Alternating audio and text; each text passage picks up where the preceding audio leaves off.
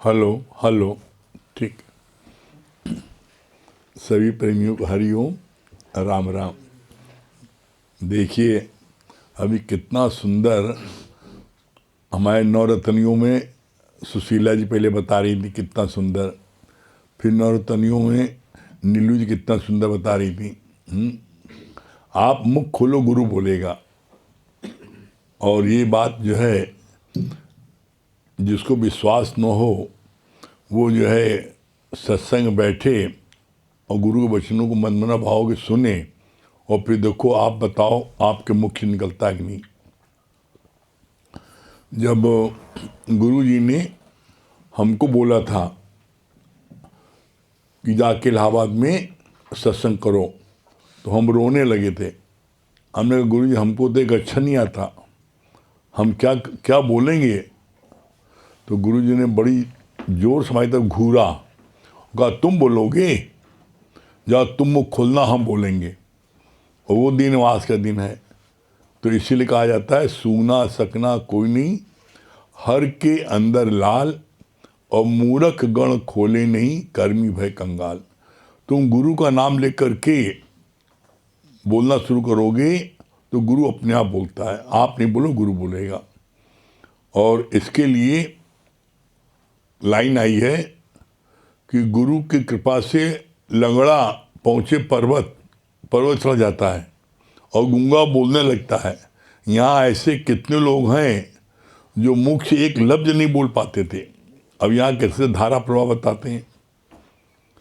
तो इसलिए गुरु ने बोला सूना सकना कोई नहीं, कोई सूना सकना नहीं, हर एक के अंदर वो परमात्मा विराजमान है, बस तुम उसे प्रकट तो करो।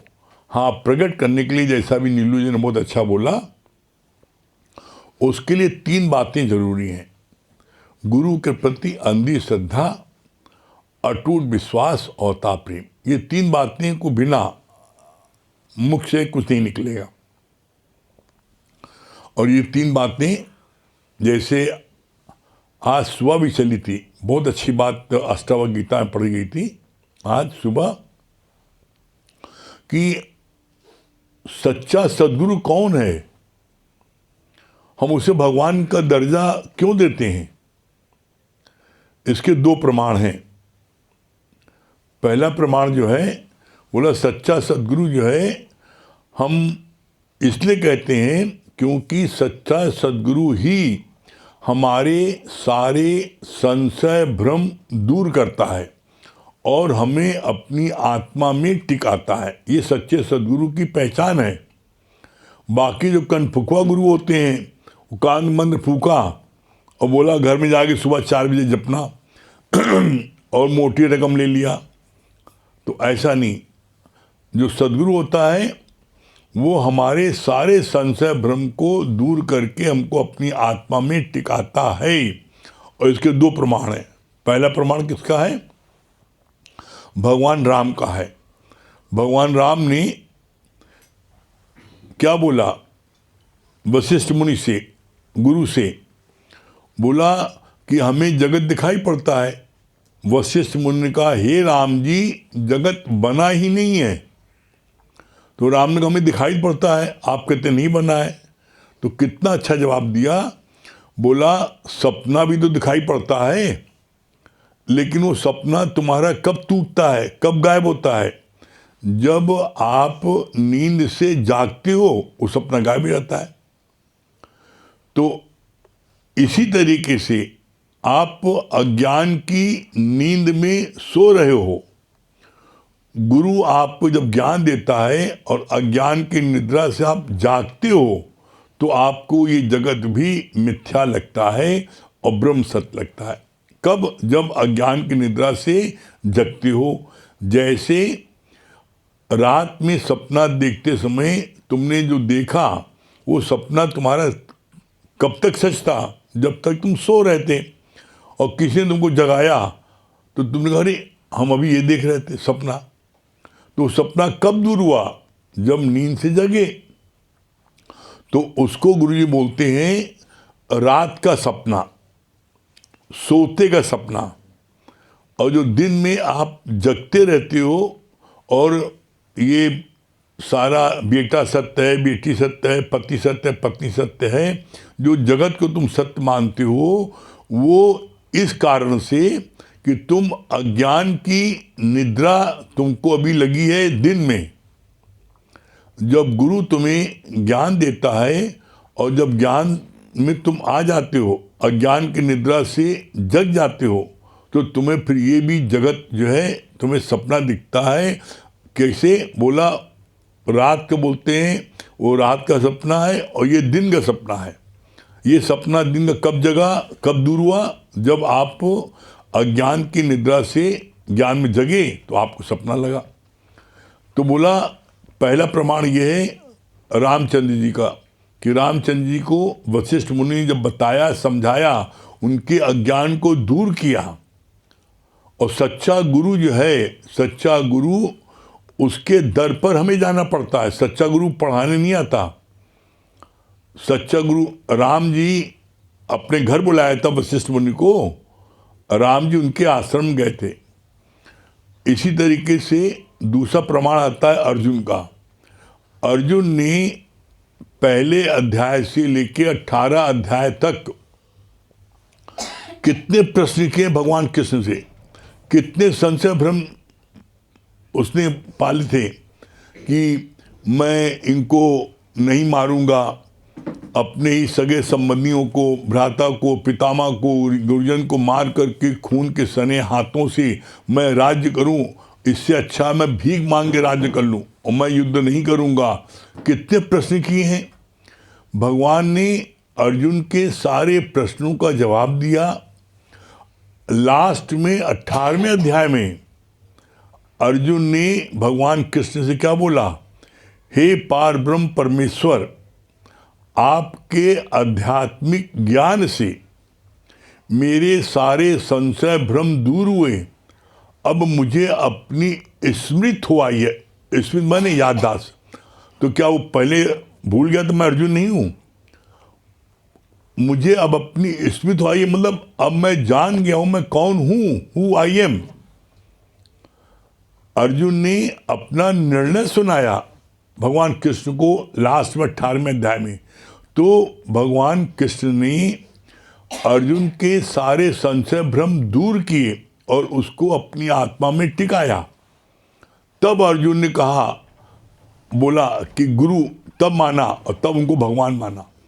तो बोला इसी तरीके से यहाँ पर भी हम आते हैं तो पहले दिन आते हैं, कोई ऐसे चलो तफरी देख लें क्या लोग बता रहे हैं, सुन लें, चलो देख लें। कोई व्यापार की दृष्टि से आता है, कोई थोड़ा सा घूमने घामने आता है।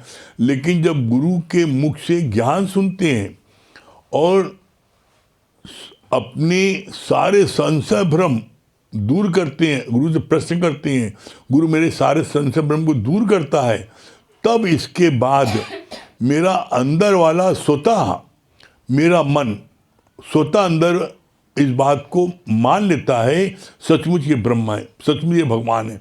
ज्ञान सुनते सुनते सुनते आपको अंदर से स्वतः ये एहसास होता है।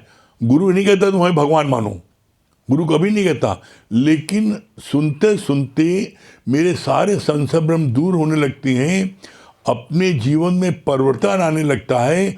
और अपने जीवन में परिवर्तन जब आ जाता है और अपनी आत्मा में हम टिक जाते हैं, मुझे न मोह सताता है, न क्रोध आता है, न लोभ आता है, न मोह आता है। सब चीज़ों से हम जब उपराम होने लगते हैं तब हमें गुरु के ज्ञान पर यकीन होता है। इसीलिए कहा जाता है जब अपने जीवन में परिवर्तन को देखकर गुरु के ज्ञान पर यकीन हुआ तब हमें यकीन होता है कि हाँ मेरा गुरु भगवान है।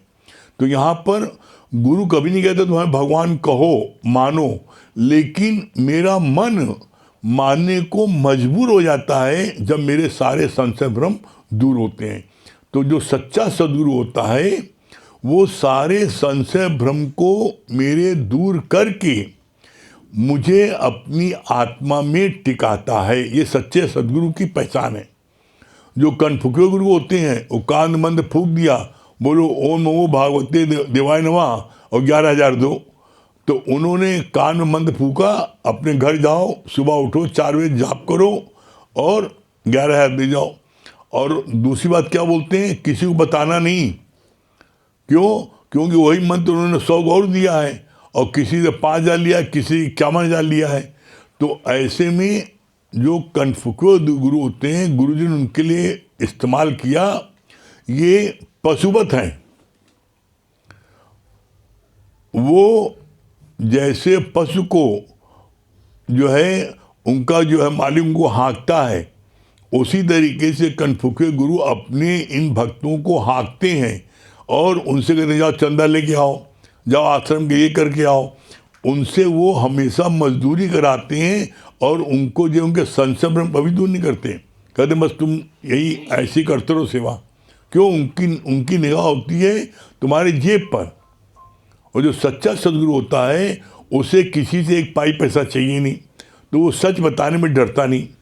और इसीलिए जो सच्चे सदगुरु की शरण में आते हैं तभी उनके जीवन में चेंज आता है। और जो उन कन्फ्यूक्यो गुरु के चक्कर में रहते हैं सारी जिंदगी वो वहाँ जाते रहते हैं, लेकिन कभी वो अपने आत्मा में टिक नहीं पाते। अभी किसी ने प्रश्न किया है, किसी प्रेमी का प्रश्न है, हम कहीं जाते हैं तो सब मेरी प्रशंसा करते हैं, जैसे भजन गाया या वाणी सुनाया या कोई सेवा किया तो मेरी बड़ी प्रशंसा सब करते हैं, लेकिन मुझे खुशी नहीं मिलती। क्यों? खुशी क्यों नहीं मिलती? पहली बात तो ये, जो ऐसा करते हैं तो कभी आप जांचना, तोरा मन दर्पण कहलाए और भले बुरे सारे कर्मों को देखे और दिखाए। तुमने कोई बात बड़ी अच्छी बताई, तुम्हें लग रहा बड़ी अच्छी बताई, और जो ऐसा तारीफ कर रहे हैं तो तारीफ कर रहे हैं तो ये देखना ये तुम्हारी चापलूसी तो नहीं कर रहे हैं, इसलिए तुम्हें अच्छा नहीं लग रहा है। चापलूसी कर रहे हैं, भजन का न कोई स्वर है न कोई गीत है, लेकिन अरे क्या बढ़िया भजन गाया, क्या अच्छा गाया। अब उनको क्या है, वो चापलूसी इसलिए कर रहे हैं तुम्हारी कार से उनको सत्संग में आना रोज। अब चापलूसी नहीं करेंगे तो तुम कार पर लेके नहीं जाओगे, चापलूसी नहीं करेंगे तो तुमको गिफ्ट नहीं देंगे।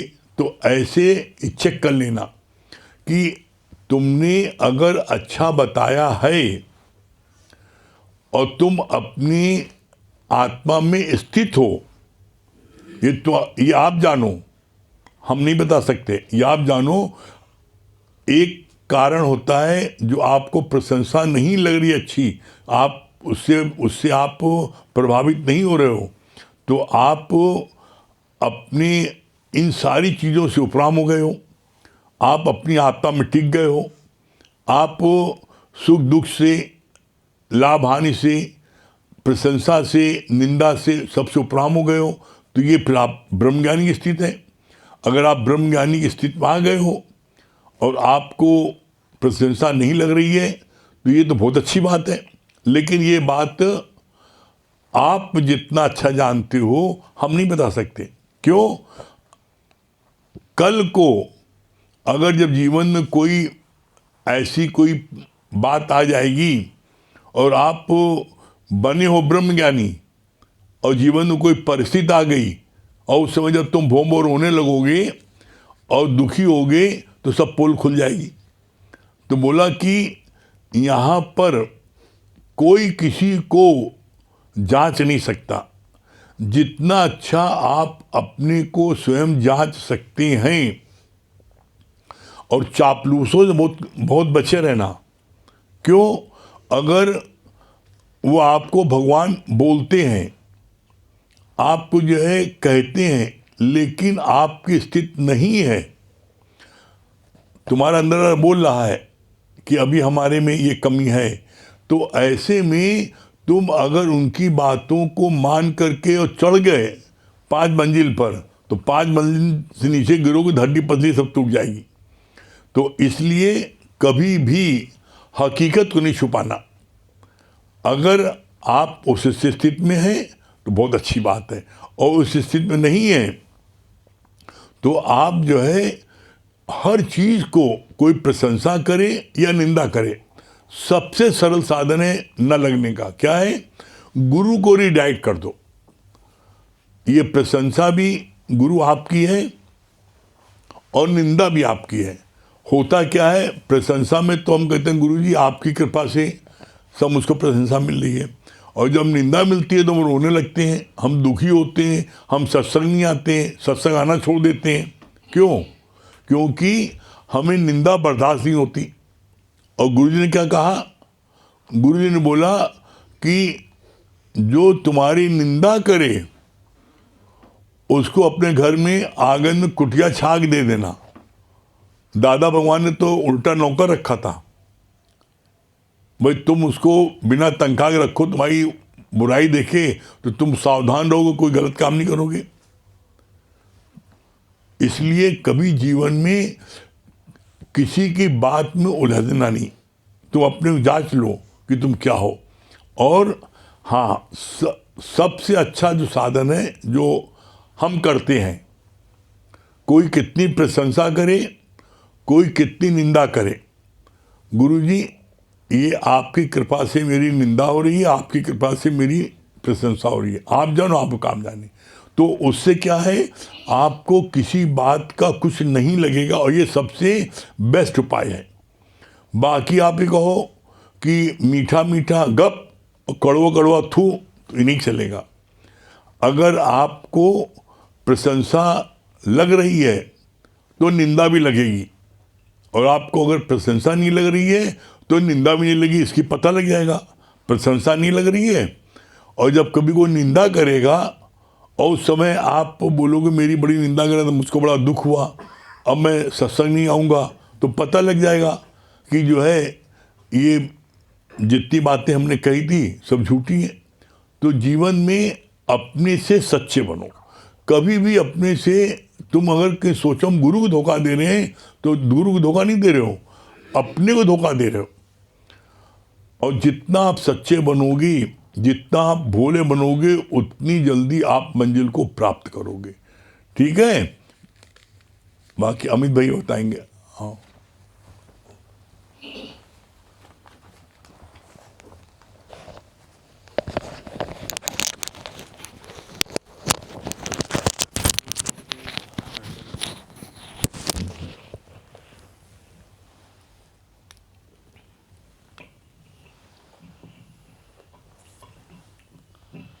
सभी को हरिओम।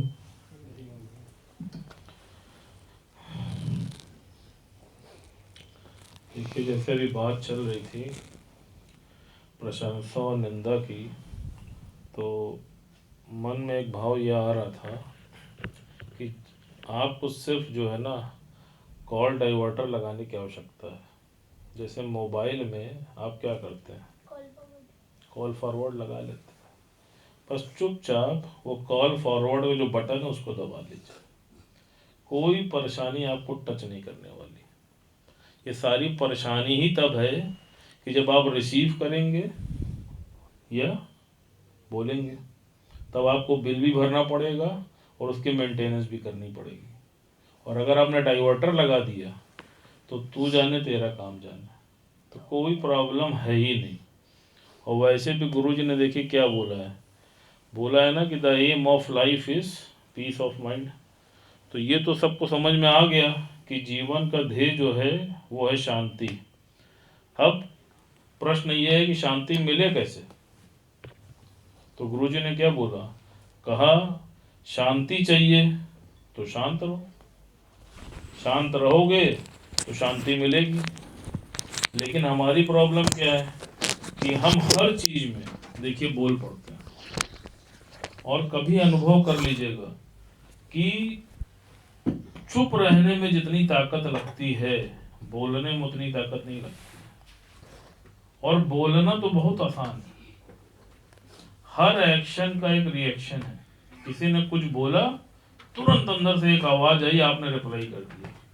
लेकिन उसको एक्सेप्ट करना, उस पर मौन रखना, उस पर गुरु के ज्ञान से उसको काटना, उस पर धैर्य रखना, ये कहना बहुत आसान है लेकिन है बहुत मुश्किल। आप समझ लीजिए, 20 नाखूनों का भी जोर लगा लो ना, उसके बाद भी रुक नहीं पाता है, और इतनी तेज गति से आता है कि इतनी तेज गति से तो 440 वोल्ट का करंट भी नहीं आता है, आप देख लीजिएगा। तो वहां पर आपको पेशेंस रखना है। और ज्ञानी, भगवान ने क्या बोला गीता में, ज्ञानी जो है हर परिस्थिति में सम रहता है। वो सम क्यों रहता है? क्यों? क्योंकि वो व्यक्ति नहीं, वो शक्ति को देखने लगता है। जब वो शक्ति को देखने लगता है तो वो देखिए समभाव में रहता है, और जब वो व्यक्ति देखने लगता है तो वो कभी भी सम नहीं रह सकता। क्यों? क्योंकि किसी में हमें अच्छाई दिखेगी, किसी में हमें बुराई दिखेगी। तो उसी पे ध्यान आ रहा था, वो एक अपने यहाँ चलता है ना कि दो लड़के आपस में लड़ रहे थे, तो जब दो लड़के लड़ रहे थे तो एक लड़के ने दूसरे लड़के से बोला, कहा मुझसे अच्छे से बात करना, नहीं तो मैं तुम्हारे 32 दांत तोड़ दूंगा। तो दूसरे ने क्या बोला? उसने बोला कि देखो तुम भी मुझसे ठीक से बात करना, नहीं तो मैं तुम्हारे 64 दांत तोड़ दूंगा। तो जो तीसरा खड़ा था वो बोल पड़ा, भैया 64 कैसे?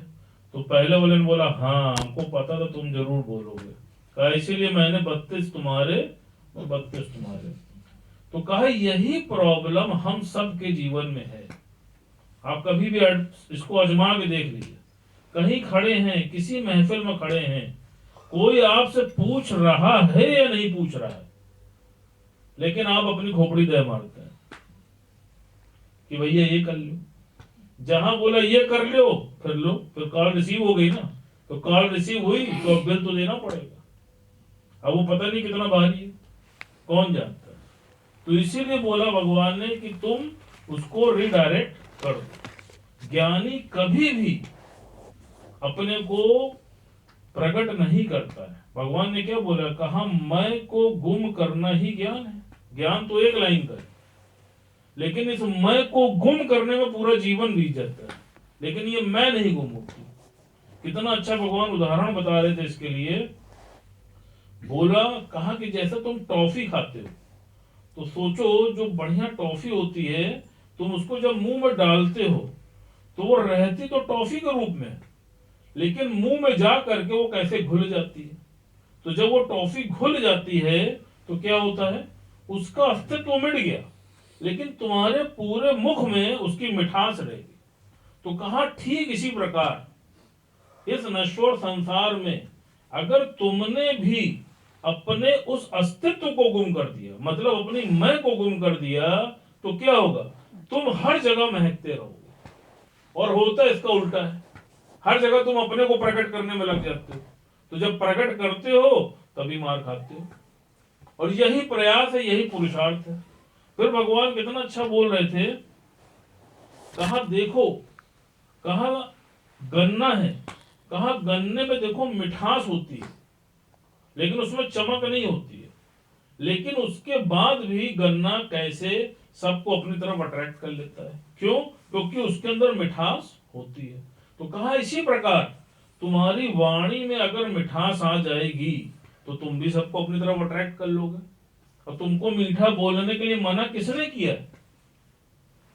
लेकिन वो फिर पेशेंस खो बैठते हो। जब पेशेंस खो बैठते हो तो फिर जो अंदर होता है वही बाहर निकल आता है। फिर भगवान ने सोने को उदाहरण दिया, कहा सोना होता है, कहा देखो उसमें कितनी चमक होती है, लेकिन उसमें मिठास नहीं होती है, लेकिन उसके बाद भी वो लोगों को कैसे अपनी तरफ अट्रैक्ट कर लेता है। कहा कैसे अट्रैक्ट कर लेता है? क्यों? वो अपने चमक की वजह से लोगों को अपनी ओर अट्रैक्ट कर लेता है। तो कहा तुम गुरु के बच्चे हो, तुम अपने जीवन को इतना उच्च बनाओ, तुम्हारा कैरेक्टर इतना शानदार हो कि तुम्हारे चरित्र को देखकर लोग दूर दूर से आगे गुरु को मिले।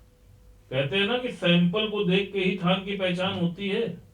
आप देखो, अपने अंदर झांक के देखो, और जब आपके दिमाग में ये बात रहेगी कि नहीं हमारे ऊपर गुरु का कर्ज है, हमें गुरु के कर्ज को चुकाना है, तो आप कभी भी देखिएगा कि आप गलत दिशा में नहीं जा पाएंगे। और ये बात हमने महसूस की है लाइफ में अपनी। जब आप सत्संग से जुड़े रहते हैं और सत्संग में रहते हैं तो कभी देखिए मन तो सबका बहकता है, पेंडुलम की तरह सबका मन हिलता है, अभी किसी की ब्रह्म ज्ञानी की स्थिति नहीं हो गई है। मन में थॉट्स आते हैं, लेकिन पहले क्या वो सेकंड वाली सुई की तरह टिकटे हिलते थे, अब वो मिनट वाली सुई की तरह चल रहे। और अगर पुरुषार्थ करते रहे तो वो घंटे वाली सुई की तरह भी हो जाएंगे। लेकिन उस समय भी विषम परिस्थितियों में भी भाव गुरु का आता है कि तुम ये क्या करने जा रहे हो, तुम गुरु के बच्चे हो। अगर तुम्हारा ये रिकॉर्ड रहा, तुम्हारा ये प्रेजेंटेशन रहा, तो तुम्हारी वजह से गुरु को लालसन मिलेगा। तो देखिए आपके मन में भय उत्पन्न होता है, और हमने इस चीज को महसूस किया है कि उस भय की वजह से कितनी आप समस्याओं से बच जाते हैं। और यही पुरुषार्थ है। जो व्यक्ति अपने साथ जितना पुरुषार्थ कर रहा है, हम श्याम रेड्डी की वाणी सुन रहे तो उन्होंने अपनी वाणी में बोला, कहा बहुत पुराने मित्र हैं उनसे दूरी बना लो, कहा वो तुम्हारी स्थिति कभी नहीं बनने देंगे। क्यों? क्योंकि तुम उनके साथ इतना ओपन हो कि तुम कभी भी अपनी इस ब्रह्म ज्ञान की स्थिति पे नहीं आ पाओगे। कहा तुम क्यों नहीं नए मित्र बनाते हो?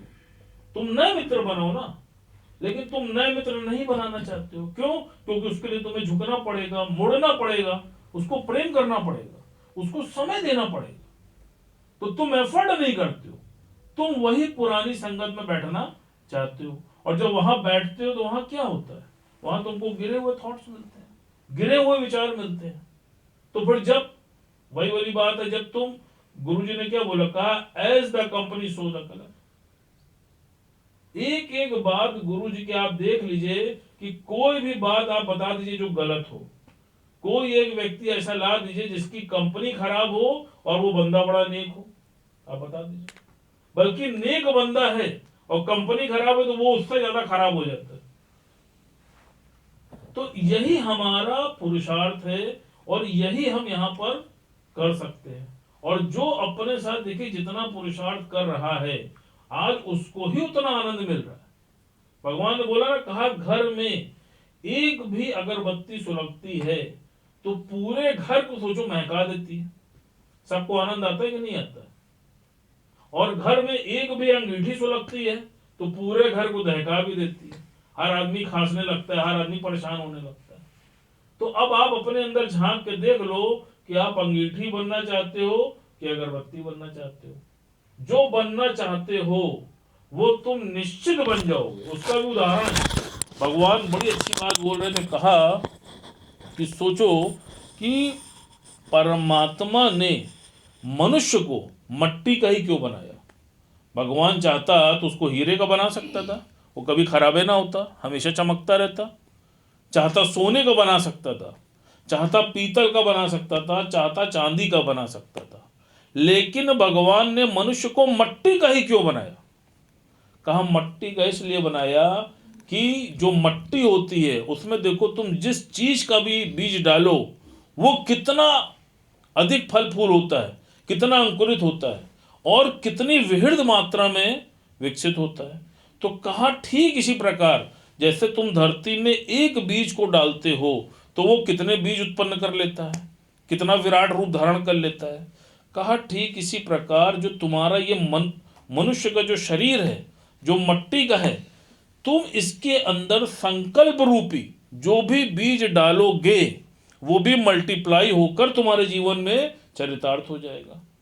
अब फिर भगवान की वाणी आ गई कि as you think so you become. क्यों दादा भगवान ने बोला? दादा भगवान ने इसीलिए बोला कि तुम जो सोचोगे तुम वो बन जाओगे। अब तुम कौन सा बीज इसमें डालते हो ये तुम्हारे ऊपर है। आप देख लीजिए, कोई व्यापारी है, कोई अधिकारी है, कोई कर्मचारी है, तो जिसने जो बीज अपने अंदर डाला कि मुझे ये बनना है तो वो बन गया कि नहीं बन गया। कोई चार्टर्ड अकाउंटेंट भी है, देखिए दीदी बन गई कि नहीं कितनी कम एज में। तो इन्होंने वो बीज डाला ना, तो जब वो बीज डाला तो वो फलीभूत हो गया, और जिसने नहीं डाला तो नहीं फलीभूत हुआ। तो इसीलिए भगवान ने बोला, कहा मनुष्य का शरीर परमात्मा ने इसीलिए मट्टी का बनाया कि तुम जैसा संकल्प करोगे वैसे ही बन जाओगे। अब ये तुम्हारे ऊपर है। और भगवान की यही खूबी है, वो सब कुछ रचने के बाद रिमोट तुम्हारे हाथ में दे देता है, जाओ अब जो चैनल चलाना है चला लो। अब इच्छा तुम्हारी है। और तुम पॉजिटिव रहोगे तो आप देख लेना कि जीवन में हर जगह पॉजिटिविटी ही आपको मिलेगी। और आप देखिए बहुत से लोग नकारात्मक सोच के होते हैं, जो नेगेटिव होते हैं, आप अगर उनके बीच में बैठ जाइए तो आपके 100 पॉजिटिव थॉट के ऊपर उनका एक नेगेटिव थॉट भारी होगा। वो हमेशा आपको गिरने वाले ही विचार देंगे। तो इतना पुरुषार्थ अपने साथ करते जाइए कि उस कंपनी को कट करते जाइए और इस कंपनी में इन होते जाइए। और जब आप इन होते जाएंगे तो वो पॉजिटिविटी आपके अंदर स्वतः आती जाएगी। और पॉजिटिव सोचेंगे तो फिर वही चीज़ विहित होकर आपके जीवन में चरितार्थ होती जाएगी। और जो कर रहा है वो आनंद में है, और जो नहीं कर रहा है तो फिर आप देखिए रहे जग का क्या हाल है। बाकी अपनी मर्जी, समय हो गया। देखा अभी आपने सबसे पहले नवरत्नियों में सुशीला जी को सुना, फिर नवरत्नियों में नीलू जी सुना, अब नवरत्न में अमित भैया की सुना। कैसे नवरत्न नवरत्नियाँ हमारा बने हैं। अब दुर्गेश भैया दिल्ली, ये भी हमारे नवरत्न में है। दुर्गेश भैया दिल्ली। हरिओम हरिओम हरिओम हरिओम हरिओम। हाँ बिल्कुल, आपकी पाठशाला बहुत अच्छी लगी है। हाँ, क्या बता रहे हैं दुर्गेश भैया? क्या बता रहे हैं?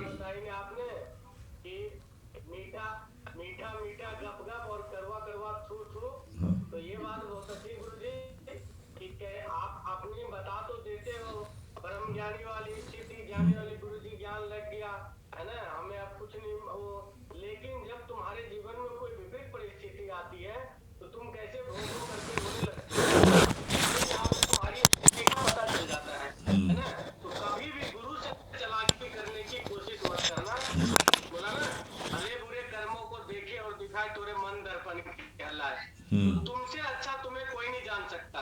तुम अपने अंदर देखो कि तुम कौन सी स्थिति में हो। ये बात बहुत अच्छी लगी गुरुजी। हाँ, पूजा जी भजन सुनाइए। हाँ, हरिओम।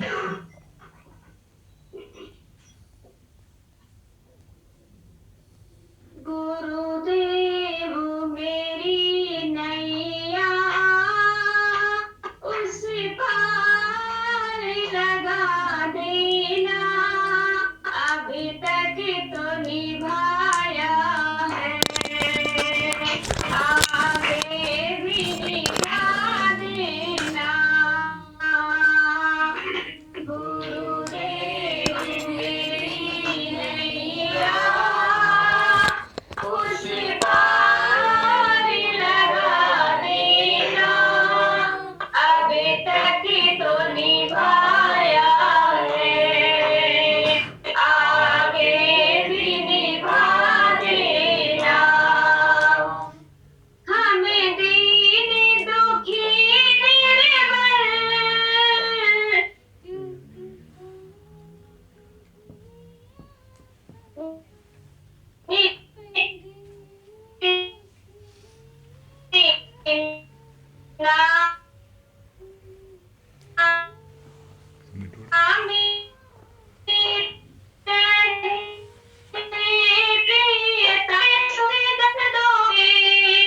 प्रभु आज नहीं तो कल, हम सोच कैसे दोगे, प्रभु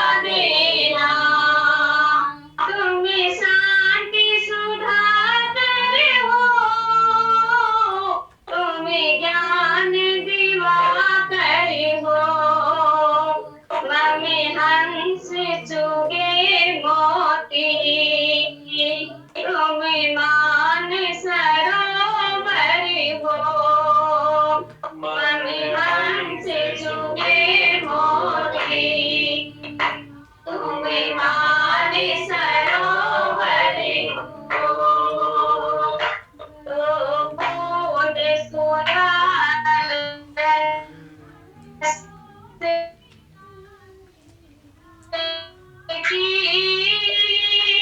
हमें पिला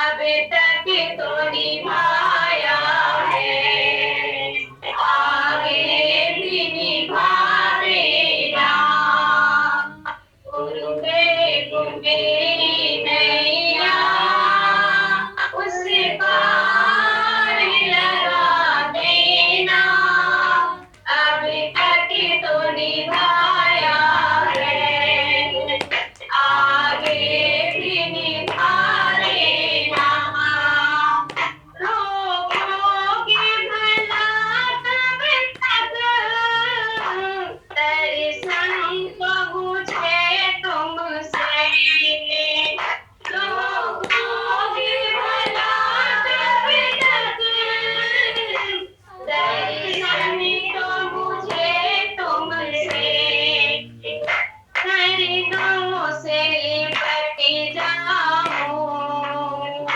किसों से लगा जैसे खरीदों से लिपट जाऊं किसों से लगा जैसे अब बार कहीं पे मुझे राह दिखा देना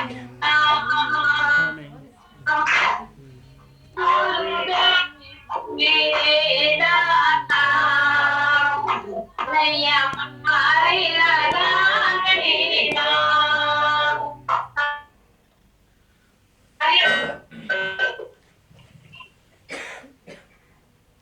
हरिओम हरिओम छोटे दुर्गेश भैया, बहुत सुंदर। हाँ, क्या बोल रहे हैं? बिट्टू रानी क्या बता रही है?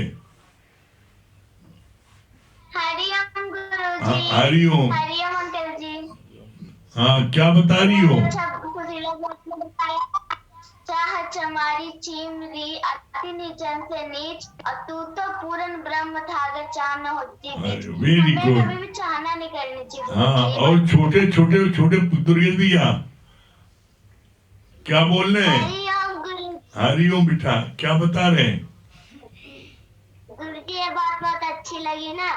गुरु के प्रति 3 चीज जरूरी होनी चाहिए, अंधी श्रद्धा, अटूट विश्वास और अथाह प्रेम। अरे अगर वेरी ये गुड, 3 सबसे बढ़िया पॉइंट पकड़ा तुमने, बहुत सुंदर। बात करती लगेगा। हाँ, और दुर्गेश जी हमको बहुत अच्छा लग रहा है, आपने अपनी पाठशाला में बड़े अच्छे ढंग से लोगों को बैठाया है, सबके दर्शन हो रहे हैं। हाँ आपसे शुक्राने हैं। सर आपके शुक्राने गुरुजी, हम तो कुछ नहीं, चलो आप करने वाले गुरुजी। सच्चे सदगुरु की पाठशाला है गुरुजी। हाँ, सही बात है। वो सब लोगों के दर्शन हो रहे हैं, अच्छा लग रहा है सब लोगों के, सब लोग बहुत अच्छे। चलिए समय हो रहा, ओम के जाप कर लें।